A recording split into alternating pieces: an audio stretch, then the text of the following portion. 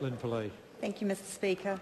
My question is to the Minister of ACC and asks, does he stand by all his answers to questions for oral answer number 12 yesterday? The Honourable Dr Nick Smith. Mr Speaker, I stated yesterday that from 2000 to 2008, the rejection rate of sensitive claims grew from 5% to 41%, that 2,400 claims were rejected in 2008, and that there is no record of any Labor member ever raising any concern about this. I have checked this again, and it is correct. I can also confirm that the new clinical guidelines for managing sensitive claims... I just remind the member of the question that was actually asked. The question simply asked, does he stand by all his answers to questions for oral answer number 12 yesterday?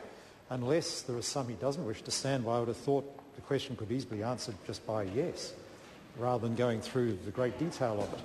There may be further information listed by way of supplementary question. I wanted to clarify that I had checked also that Honourable Steve Mahari had launched the clinical guidelines on the 23rd of June. Point of order.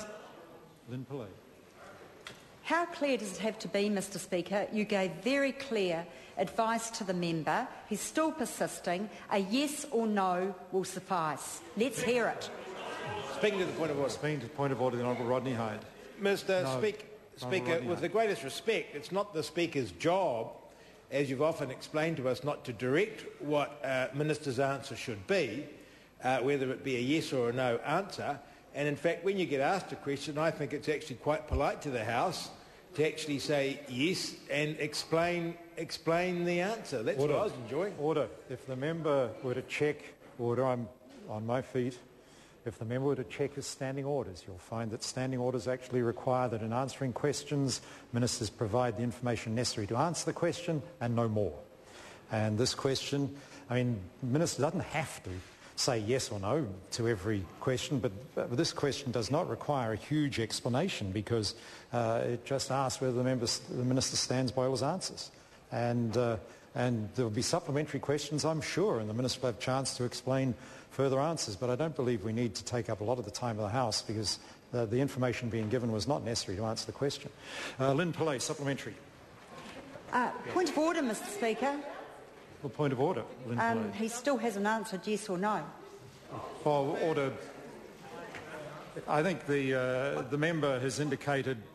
The member has indicated in his answer, I think he was indicating he was standing by his answers indeed. So I invite the member to ask a supplementary question. Thank you. Supplementary, Mr Speaker.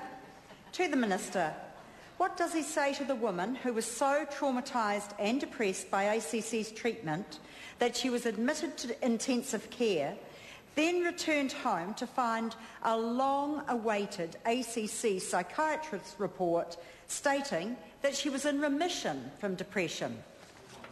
The Honourable Rodney Hyde.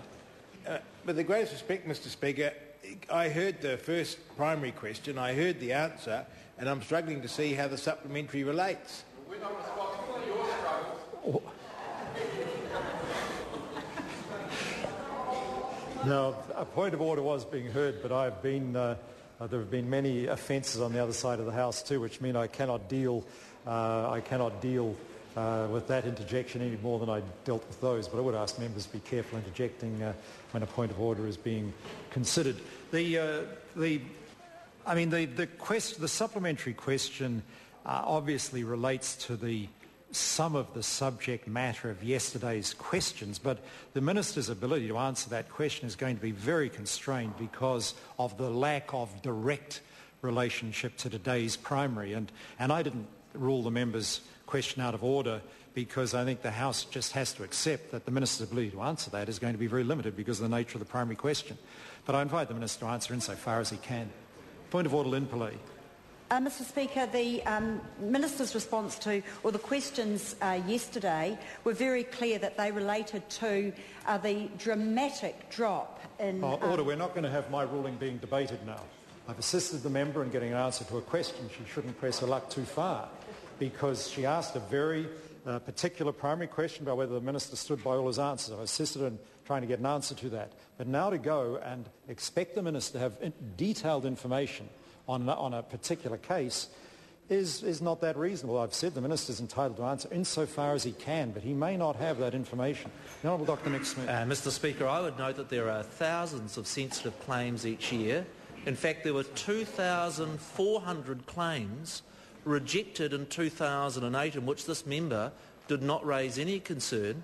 I would invite her, if she's got specific information about a case, to review it to the independent clinical review that I announced at the beginning of the week. The Honourable Leader of the Opposition. Mr Speaker, why did the Minister tell the House yesterday that information in my question that suggested that around 300 people had been approved for sexual abuse counselling, victims of crime, in October 2008, and that had fallen to 6 in February of this year? Why did he say that information was incorrect and untrue when it was directly sourced from his own answers and written questions to the House? The Honourable Dr Nick Smith. Mr Speaker, I told the member yesterday, and I'll tell him again, his numbers are incorrect. And let me... Order. Mr Speaker, and let me... if the members would be silent, I'd be happy to explain. The answer made plain that the question with respect to February claims was a question in March. And just in the same way as if you had asked WINS to compare the claim numbers for April of this year compared with April of last year, not all the claims had been processed. In fact, in that written answer, Mr Goff, I pointed out that 70% of the claims had not been processed. The number 6 is incorrect. The correct number is more than double that. Point of order, Mr Speaker. Order. A point of order has been called.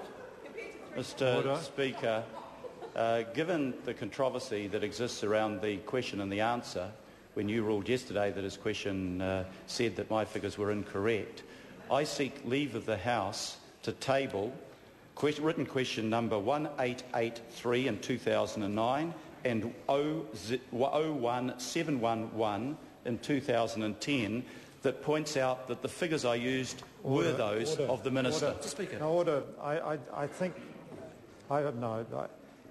it's, figures are often disputed because of time frames during which figures are taken, and comparing whether apples are being compared with apples. But I don't want us to get into the habit of seeking leave to table answers to written questions when these are available to members. I think there's the chance to question in detail with today, the way of asking questions today, to question the Minister in some detail on how he's answered the questions. And because the Honourable Leader of the Opposition still has many supplementary questions available today to do that. I'd rather see the House exercise a good period of intense questioning rather than leave being sought to just table material that's already available to the House. I'll hear the Honourable Leader of the Opposition. Mr Speaker, can you appreciate the dilemma of any member in this House when they quote figures given to them by a minister, and that same minister then stands up in this House and says that they are untrue and incorrect? Well, and one of the things that our style of questioning these days allows is for members to ask further questions to elucidate. Good question, Mr Speaker. The Honourable Leader of the Opposition. My question to the Minister, if he just pauses and... Order. No. Order. Please ask the supplementary.